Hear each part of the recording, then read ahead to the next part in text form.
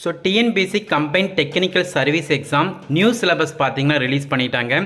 So மே மாதம் பார்த்தீங்கன்னா TNPSC combine technical service எக்ஸாமில் ஏஇ போஸ்ட்டுக்கான இன்டர்வியூ போஸ்ட்டுக்கும் அதே போல் ஏஇ போஸ்ட்டுக்கான நான் இன்டர்வியூ போஸ்ட்டுக்கும் நோட்டிஃபிகேஷன் புதுசாக வந்து ரிலீஸ் பண்ண போகிறாங்க. ஸோ அதனால் பார்த்தீங்கன்னா வந்து கம்பைன் டெக்னிக்கல் சர்வீஸ் எக்ஸாமுக்கான சிலபஸ் எல்லா டிபார்ட்மெண்ட்டுக்கும் சேஞ்ச் பண்ணிட்டாங்க.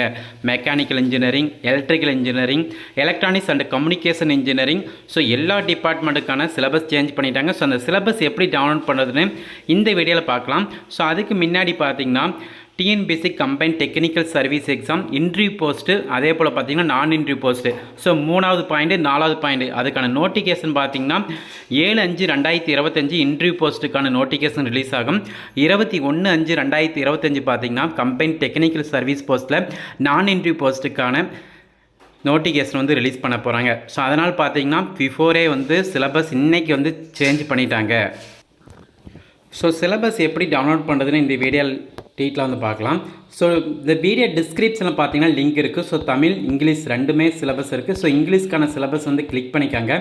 ஸோ நல்லா ஸ்க்ரோல் பண்ணிகிட்டே வந்துக்கிட்டே இருந்தீங்கன்னா கடைசி லாஸ்ட்டில் பார்த்தீங்கன்னா அதுக்கான சிலபஸ் வந்து கொடுத்துருக்காங்க.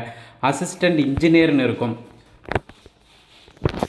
ஸோ இந்த பேஜில் பார்த்தீங்கன்னா டிஎன்பிஎஸ்சி குரூப் 4 குரூப் 2 எல்லா போஸ்ட்டுக்கும் சிலபஸ் இருக்கும். நீங்கள் ஃபைனலாக வந்து நல்லா ஸ்க்ரோல் பண்ணிட்டு வந்தீங்கன்னா கம்பைன் டெக்னிக்கல் சர்வீஸ் எக்ஸாம் நான் இன்டர்வியூ போஸ்ட்டு அப்படின்னு இருக்கும். ஸோ அதில் பார்த்தீங்கன்னா assistant engineer, civil engineering, mechanical engineering, electronics engineering, electrical engineering எல்லா சிலபஸும் ஈஸியாக டவுன்லோட் பண்ணிக்கலாம். இந்த வீடியோ டிஸ்கிரிப்ஷனில் அந்த லிங்க் இருக்குது.